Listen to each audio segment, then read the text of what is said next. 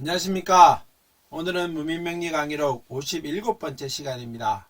계속 시청해주신 여러분 대단히 감사드립니다. 오늘도 평소와 똑같은 방법으로 수업을 진행해 보도록 하겠습니다. 날씨가 많이 추워졌는데 건강 조심하시고요. 이제 완연한 겨울에 접어들었다고 볼 수 있겠죠. 그래서 항상 건강 조심하시고 코로나 시대에 항상 더더욱 감기 이런 데 특히 주의하셔야 될 것 같습니다. 내년 되면은 좀 편안한 날이 올 것이라고 기대를 하면서 수업을 진행해 보도록 하겠습니다. 오늘은 고신과숙살에 대해서 공부를 한번 해보도록 하겠습니다. 고신과숙살이라고 하는 말은 고신, 과숙 이렇게 말을 합니다만은 이거는 흔히 말하는 호래비살, 과부살 이런 걸 말하는 겁니다. 고신 과숙이 있다고 해서 호래비가 되거나 과부가 되거나 이러지는 않습니다. 굳이 0과 100을 나눈다라고 말하지는 않듯이 이거는 그럴 확률이 높다는 것이고 또 환계만 있다. 고신 과숙이 있다는 것은 옛날로 따지면은 어떤 이별이라든가 이런 문제보다는 사별의 의미가 더 컸습니다.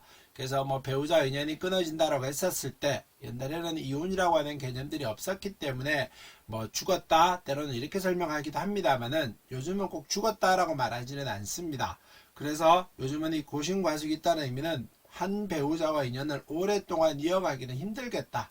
때로는 이어간다고 하더라도 그 의미가 행복하다라다 이런 것보다는 행복은 기준이 각자 설명이 좀 다르긴 하겠습니다만은 행복하다라기보다는 부부간에 좀 이러저러한 어떤 풍파가 있겠고 또 그 풍파를 파도가 친다고 해서 꼭 배가 허물어지는 건 아니듯이 그래도 배가 이렇게 흔들흔들 하는 건 분명히 있습니다. 그래서 파도가 친다고 해서 배가 침몰하지는 않지만은 파도가 치면은 배가 분명히 흔들흔들 할 것이고 그 흔들흔들 하는 게 과하게 되면은 여러 가지가 섞이다가 보면은 그 의미는 배가 침몰할 수도 있다. 그러니까 고신과숙이 있다고 해서 배우자 인연이 멀어진다라고 말하지는 않습니다만은 그럴 확률은 높고요.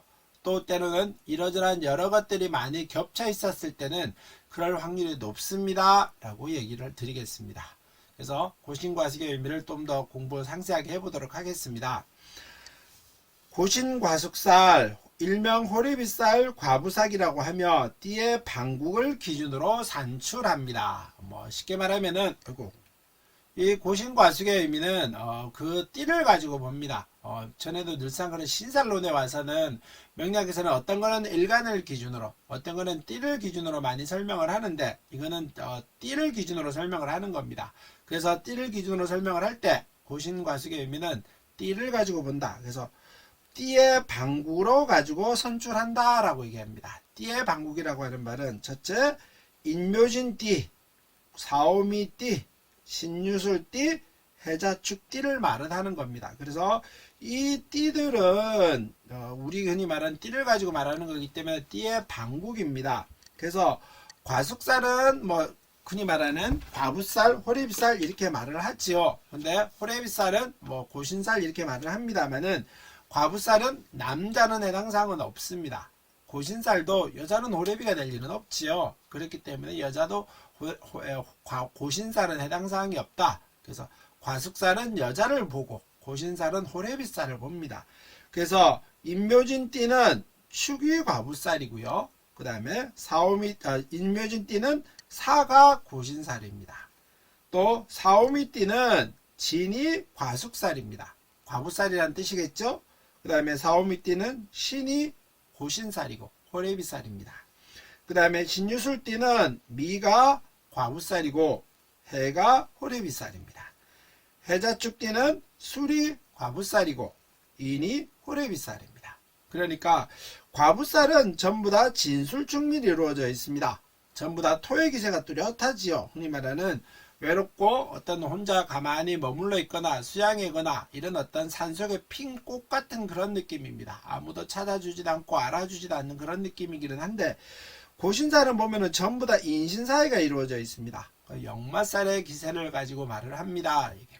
그러니까 과부살은 전부 다 어떤 한쪽에 숨어 있고 또 꽃이 피어 있기는 합니다만은 누가 알아주지도 않고 찾아주지도 않는 그런 외로운 살입니다만은 고신살은 전부 다 바삐 쏘다니고 활동하고 움직이는 것들을 말을 합니다. 그러니까 과숙살은 이 진술충미, 호래비살은 인신사회. 요거 기억해 두시고요. 그 다음에 임묘진 띠를 기준으로 했을 때는 한 칸 앞에 인 앞에 축이 있듯이 한 칸 앞에는 과숙살, 그 다음에 한 칸 뒤는 호래비살. 마찬가지입니다.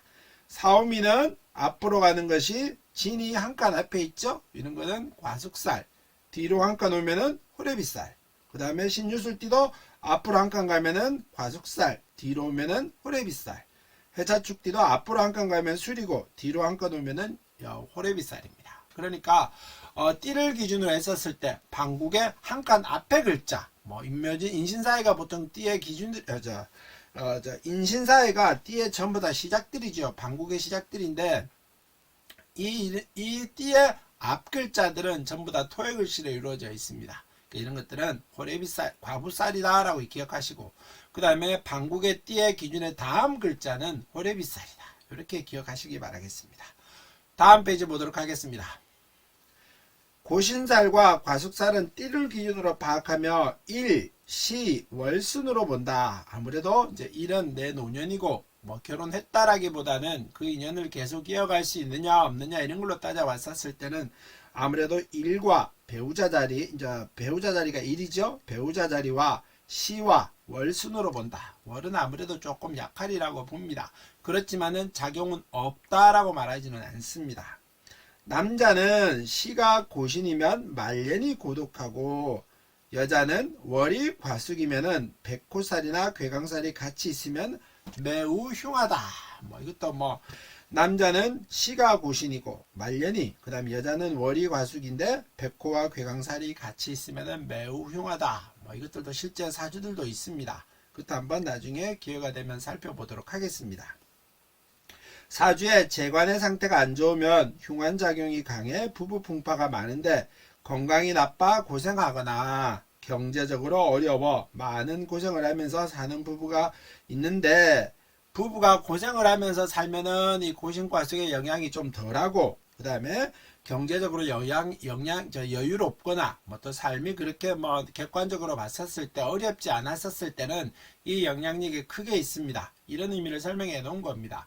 뭐 쉽게 말하자면은 어렵게 살면은 부부의 삶이 어렵게 살게 될 경우에는 고신과숙의 영향을 좀 덜 받고, 그 다음에 부부가 삶이 어렵게 안 살고 여유롭게 살면은 아무래도 어려움이 더 할 것이다. 고신과숙의 영향이 클 것이다. 이런 말을 하는 겁니다. 남명에는 흉성이 가임되면 상처하거나 고독하거나, 여명에는 흉성이 가임되면 이별 별거한다. 또 일시에 고신이 있었을 때는 작용력이 강하다.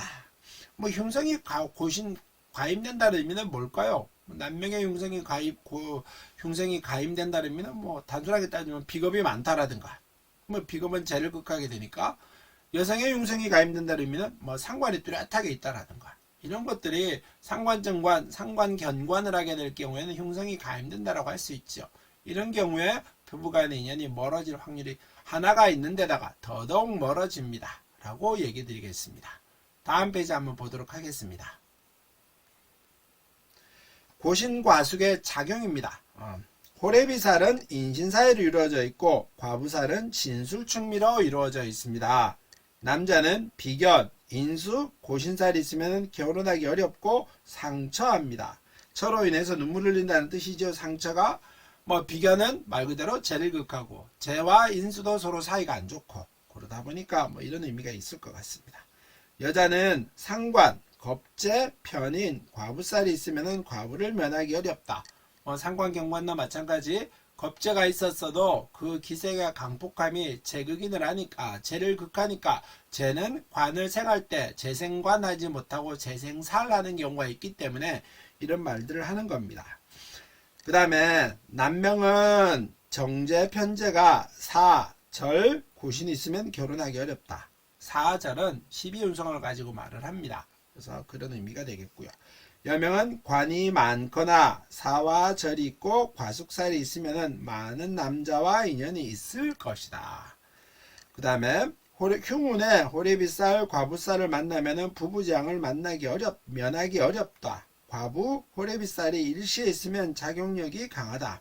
뭐 이거는 크게 말하면 운에서는 살피지 않는다라고 말합니다. 기본적으로는 과부살, 오래비살은 운에 왔었을 때 그 영향력을 살피지 않는다라고 하는 게 원칙이긴 한데, 살다가 보면은 과부살, 오래비살이 왔었을 때 그 미묘한 작용력은 있을 수 있습니다. 그렇기 때문에 뭐 무시한다까지는 아닌 것 같고요. 그래도 관심을 가지고 한번 봐주십시오 라고 말씀드립니다. 그래서 면하기는 어렵다. 일시에 있으면 작용력이 강하다. 일과 시는 늘상 그렇죠. 일은 배우자 자리고 시는 노년을 보는 자리이기 때문에 이럴 때 배우자 운이 어려워집니다 라고 얘기하는 겁니다. 다음 페이지 보도록 하겠습니다. 실제 사주를 한번 보죠. 이제 을사년 경진월 갑인일 갑술시에 태어난 사주입니다. 아주 뭐 여자 사주가 양의 기세가 뚜렷하게 있는 사주지요. 곤명사주고 늘상 처음부터 얘기합니다.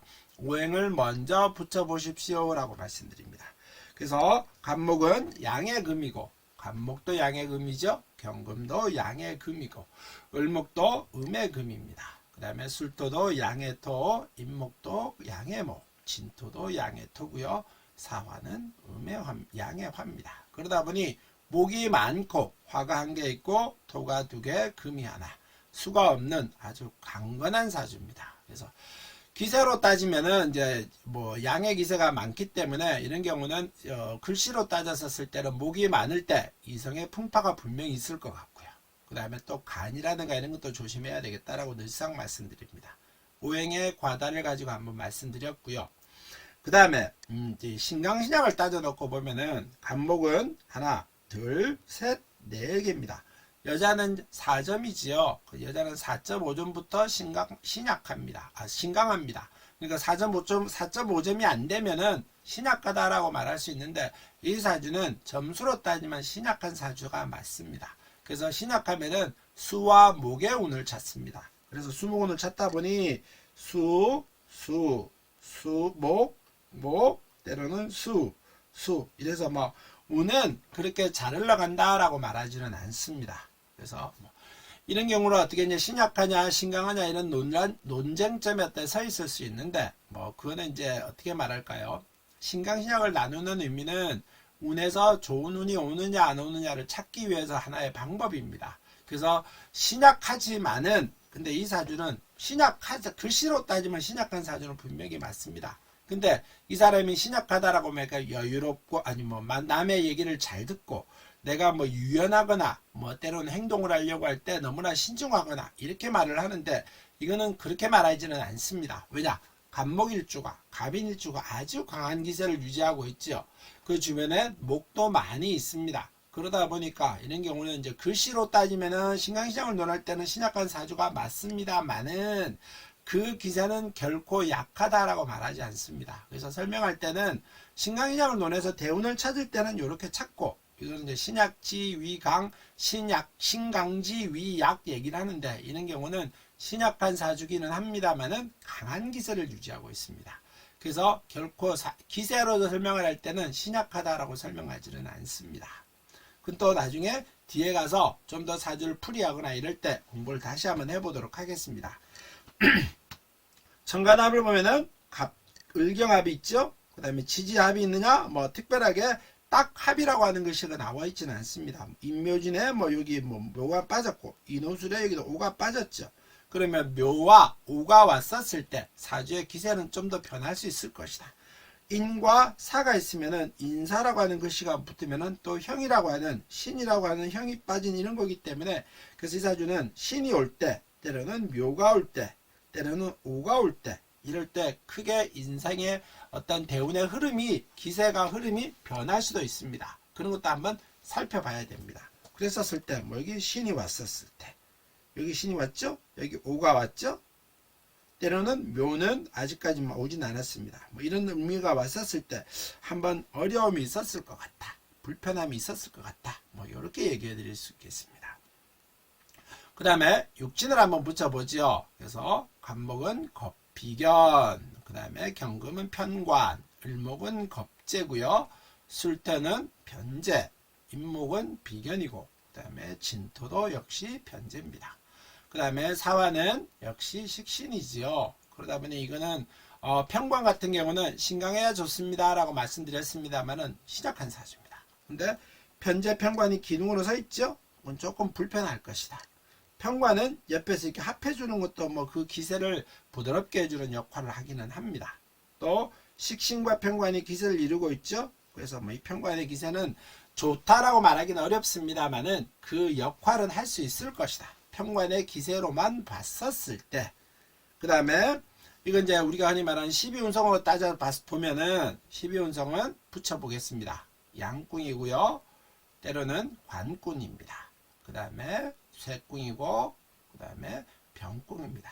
양, 관, 쇠, 병이죠. 그래서 기세는 양과 관이 기세가 아주 강한 기세를 유지하고 있고 그 다음에 쇠와 병은 그 기세가 약합니다. 뭐 이렇게 얘기해 볼 수 있습니다. 쟤는 아주 지지에 튼실하게 붙어 있습니다. 그래서 이 사주는 이제 또 우리가 배운 대로 공망을 한번 찾아보면은 공망은 지지에서부터 천간을 읽어간다고 했었죠. 그래서 갑목이라고 하는 기세가 임부터 갑을 읽어갑니다. 갑, 을, 병, 정, 무, 기, 경, 신, 임계 하면은 자와축이 공망입니다.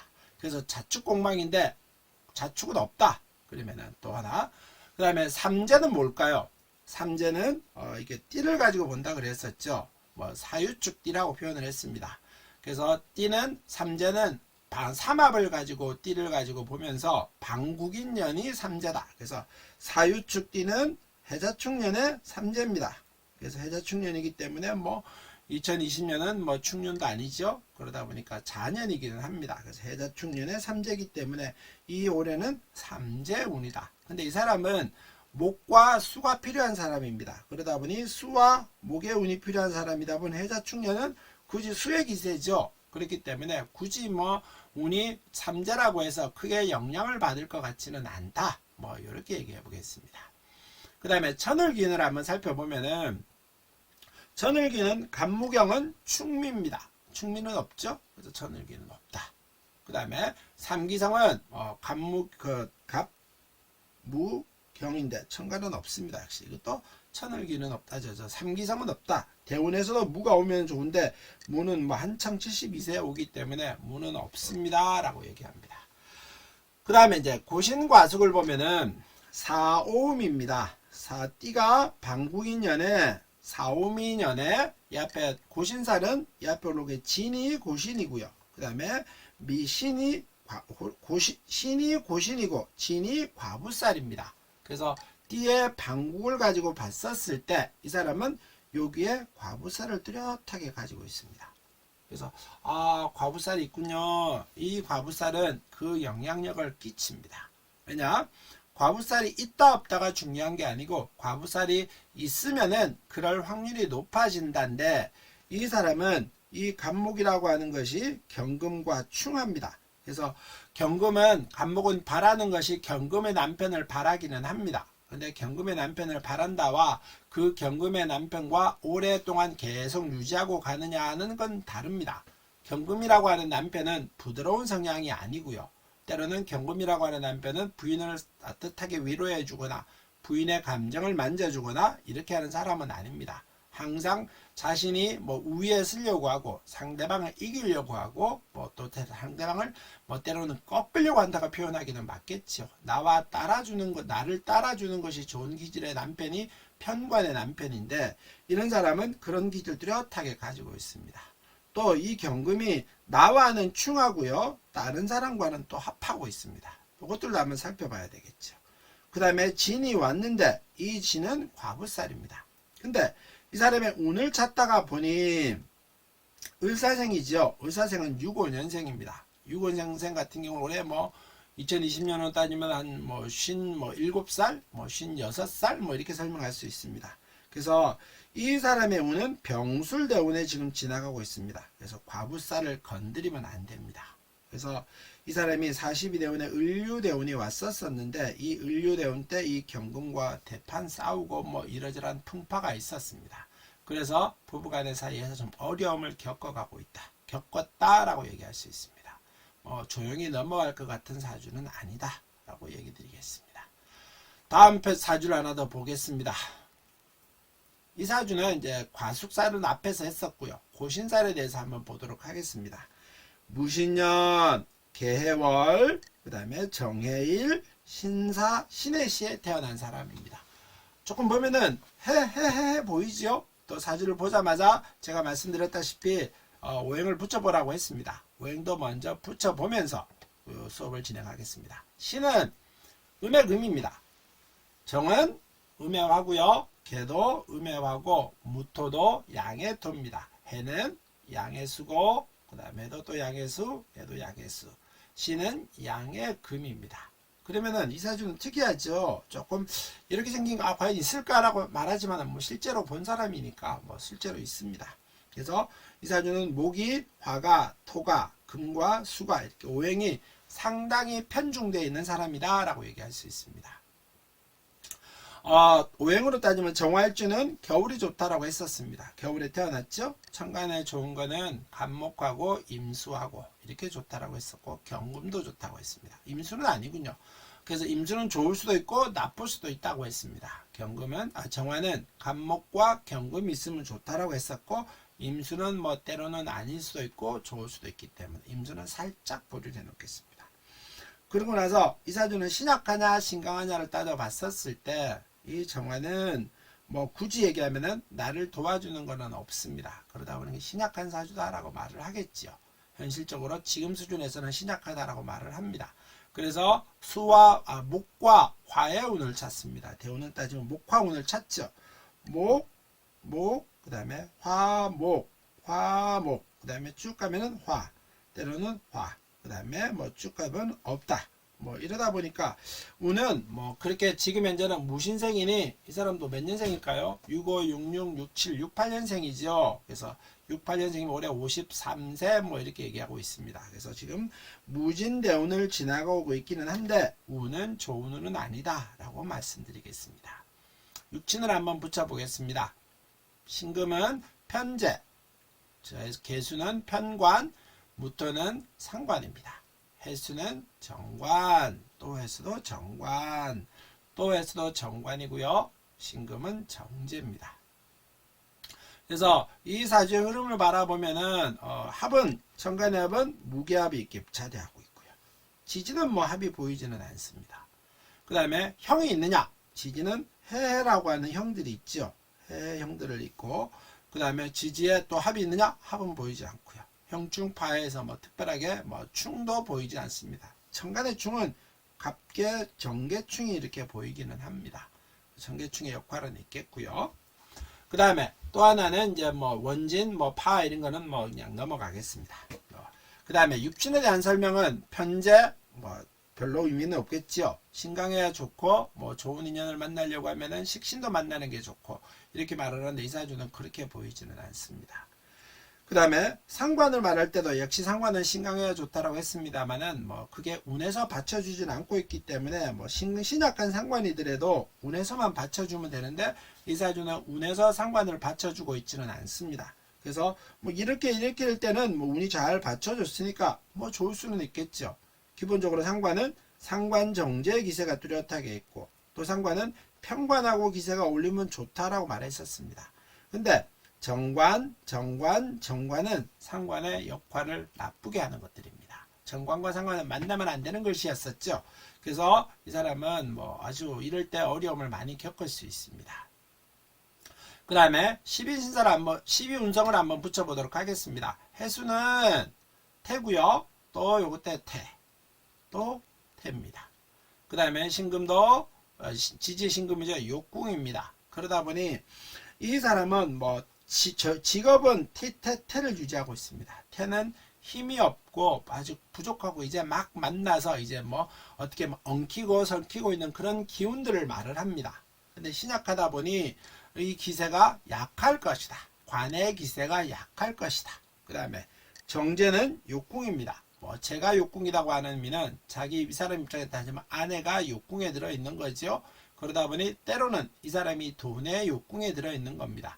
이 사람 입장에 따지면은 약간 뭐 유흥이라든가 이런 것도 좀 할 수 있겠고 때로는 이런 부인과 인연을 맺을 수도 있겠다. 뭐 이런 정도로 설명을 하겠습니다. 그래서 12운성에 오면은 이렇게 흘러가고요. 그 다음에 또 하나는 이제 천을기운을 한번 따져보죠. 공망삼재 천을기운으로 따지면은 공망은 정해일주는 뭘까요? 해부터 정을 읽어간다고 했습니다. 해부터 정, 그 다음에 무, 기, 경, 신, 임, 개. 오미가 공망입니다. 그래서 오미가 공망인데 이 사전은 공망은 없죠? 공망은 없습니다. 그 다음에 천을기운을 따지면 정화는 유와 해가, 그 다음에 정화는 유, 때로는 해가 천을기운입니다. 근데 천을기운은 항상 좋고 귀한 것들은 한 개씩만 있어야 됩니다 라고 얘기했습니다.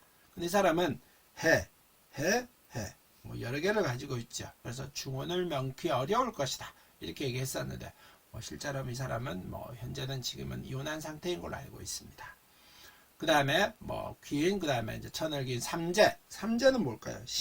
신유술은 삼재는 삼합을 가지고 본다고 했습니다. 그래서 삼합의 의미는 이 신을 들어가는 삼합 뭐 있을까요? 신자진 삼합이겠지요. 신자진 삼합일 때는 인묘진년이 삼재가 되는 겁니다. 그래서 인묘진년은 삼재니 이 사람은 인, 묘, 신이 삼재입니다. 근데 인묘진은 이 사람한테는 목의 기세지요. 이 사람은 목과 화의 기세가 필요하다 보니 이 사람은 삼재가 오더라도 그렇게 큰 영향을 받거나 아주 흉하게 되거나 이러지는 않을 것이다. 이런 정도로 설명하겠습니다. 이상과 같이 이제 이 고신과 과숙사를 살펴봤습니다. 그래서 이 사람은 이 해가 전부 다 고신살입니다. 호래비살이지요. 그래서 해는 호래비살이기 때문에 호래비살들은 전부 다 형살까지 맡고 있기 때문에 이 사람은 아마 조금 쉽지는 않을 것 같다. 계속 이 어떤 형의 기세가 이 고신살의 기세가 계속 유지가 될 것 같다. 일과 시를 중요시한다라고 했었는데 일과 시가 그래서 운도 그렇게 받쳐주진 않고 있기 때문에 이게 그렇게까지 좋은 작용을 하거나 이렇게 보이지는 않습니다. 그래서 이 사람은 조금 본인의 인연이 쉽지는 않아 보입니다 라고 말씀드리겠습니다. 이 사주에 고신과 과숙이 있다고 해서 이게 누구나 다 있겠죠. 누구나 다라고 말하기는 어렵습니다. 많은 사람이 있을 수 있지만은 이것을 어떻게 하면 피해갈 수 있는가. 그래서 여자일 때는 직업을 가지거나 만혼을 하면 면해간다. 직업이라고 하는 의미는 좀 어떻게 말하면 오랫동안 할 수 있는 그런 직업을 가지라는 의미가 제일 큽니다. 아무래도 내가 활동을 하게 되면은 아무래도 주변 사람한테 신경을 좀 덜 쓰게 되고 내가 몸을 움직이다 보니 피곤할 수도 있고 이러다 보니까 이런 경우에 그런 말을 하는 겁니다. 부부간의 인연이 좀 이어갈 수 있다라고 말을 하고요. 재혼 자리로 가거나 결혼 후 주말 부부 같이 생활을 합니다. 그래서 이거는 고신과숙은 남자 여자 마찬가지입니다. 남자도 직업을 가진다라고 하는 의미는 아니겠습니다만은 늦은 결혼을 하거나 때로는 배우자 인연을 맺을 때 배우자가 초혼이 아닌 사람을 맺게 되거나 때로는 부부간 인연을 맺었더라도 또 항상 행복하지는 않듯이 어떤 상황이 될 때마다 가끔씩 주말 부부처럼 떨어져 지내질 수 있으면은 그것들도 부부간의 인연을 이어가는 경우들입니다.